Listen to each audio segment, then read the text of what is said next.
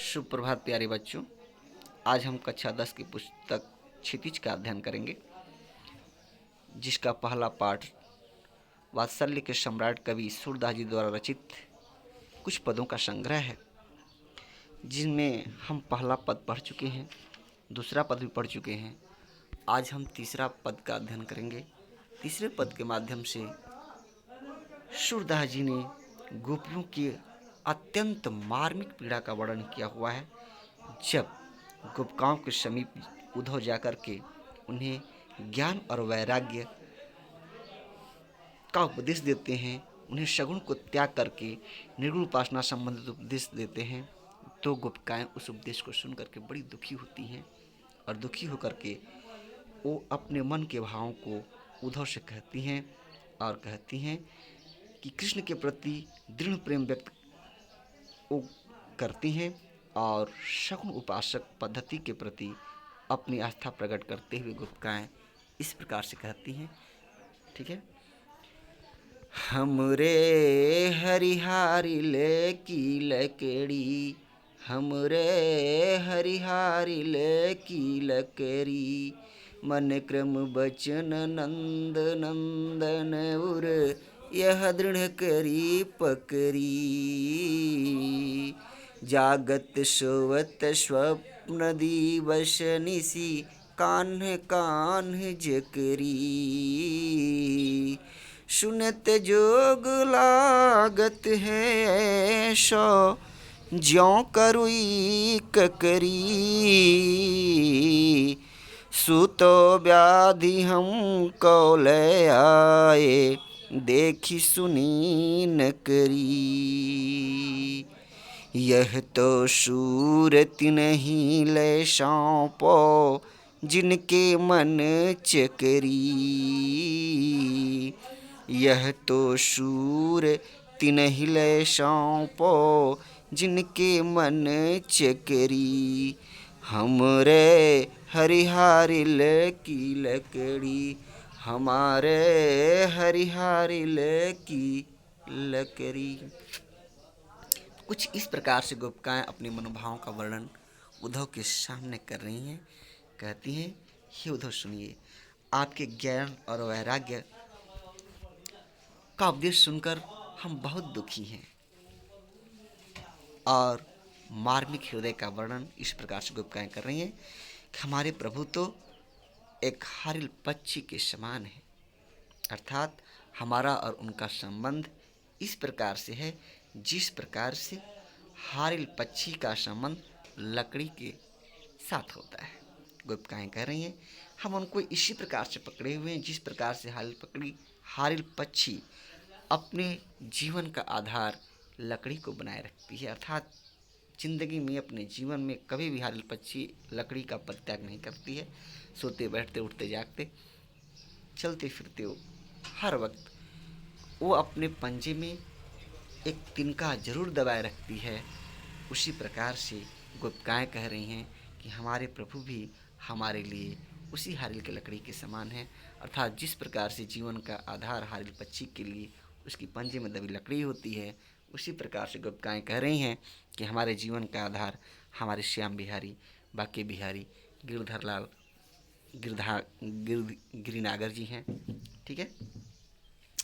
मन क्रम वचन नंद नंदन उर यह दृढ़ करी पकड़ी। गोपिकाएं कह रही हैं कि हम जो है मन क्रम वचन से, अर्थात मनसा वाचा कर्मणा, ठीक है, मन वचन और कर्म से तीनों प्रकार से हमने नंद बाबा के उस छोरे को, नंदन को, अर्थात उनके लड़के को, उर मतलब हृदय में किस प्रकार से धारण किए हुए, दृढ़ करी पकड़ी, बहुत दृढ़ता से पकड़ ली है।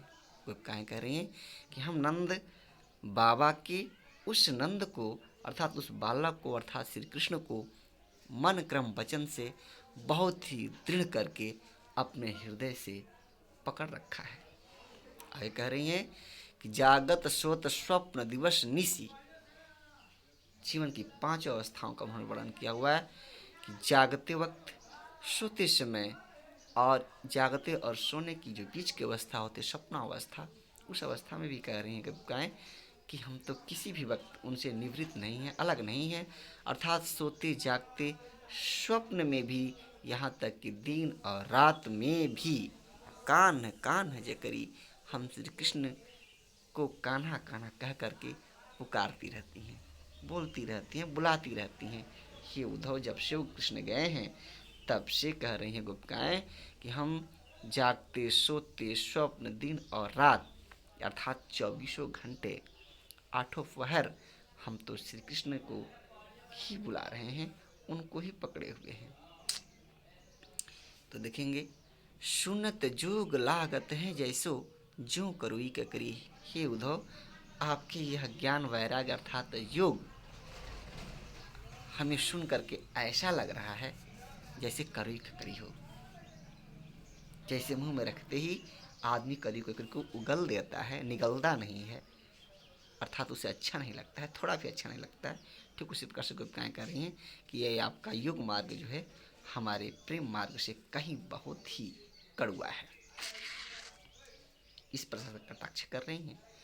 आय कह रही हैं, सुतो व्याधि हमको ले आए। सु मतलब आप तो हमें व्याधि मतलब रोग हमको ले आए हैं, यह रोग हमारे लिए लेकर के आए हैं। गोपिकाएं कहती हैं कि क्या यह रोग आप हमारे लिए लेकर के आए हैं? कौन सा रोग?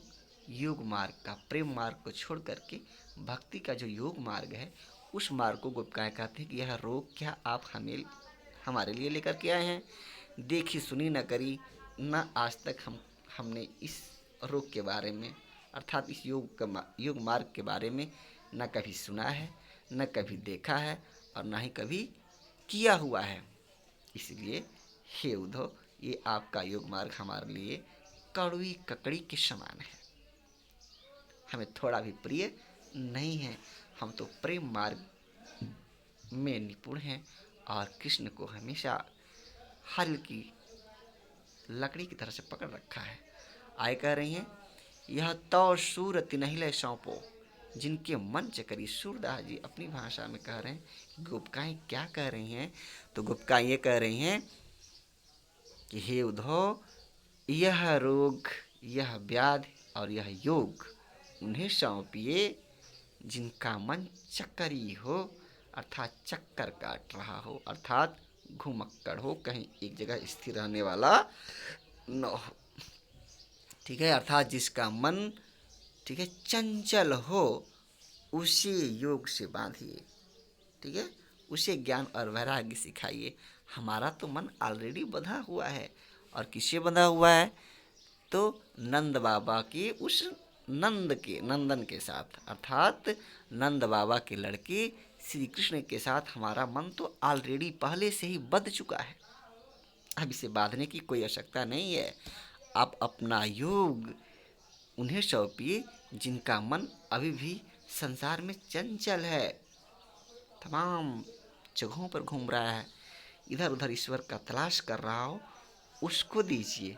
हमको तो ऑलरेडी यानी पहले से ही ईश्वर की प्राप्ति का साधन मिल चुका है और वह है प्रेम मार्ग।